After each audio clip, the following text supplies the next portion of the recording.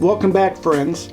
Last week I introduced our network's shared mission, which is to partner together to ignite a spirit-fueled movement of disciples, leaders, and churches. This idea of shared mission is so important for us to understand. That's why I'm sharing these weekly messages in order for us to align our minds and hearts in these days of great opportunity.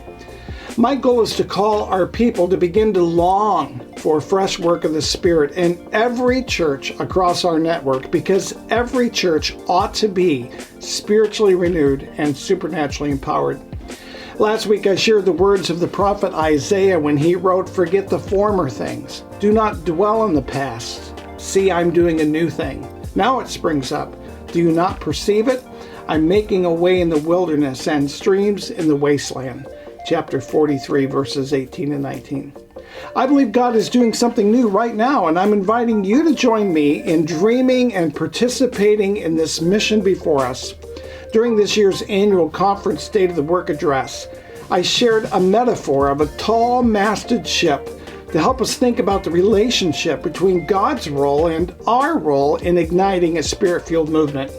I said only the wind can propel the ship, and only the crew can hoist the sail. And the more sail that's provided enables the ship to capture more wind, which in turn propels the vessel forward.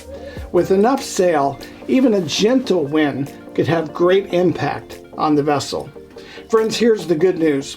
No matter how challenged or perplexed you are in your current local church context, I want to remind you that we are all just one spirit-fueled movement away from a resurgent ministry throughout our conference.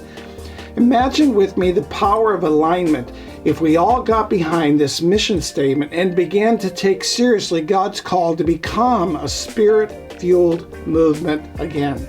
Friends, it would change everything.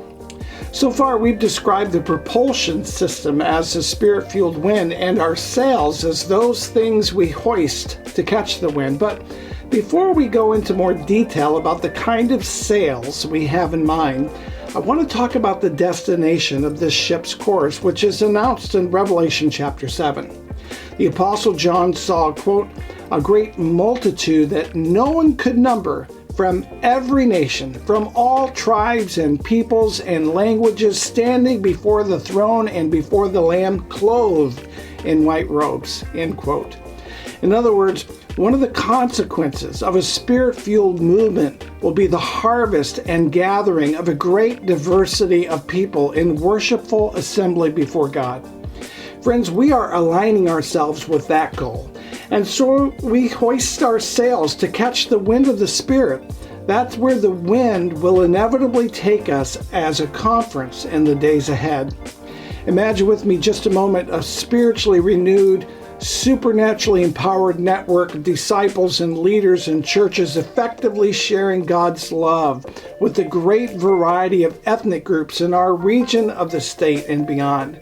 It's going to take a spiritually renewed, supernaturally empowered people to accomplish that kind of result that God dreams for us.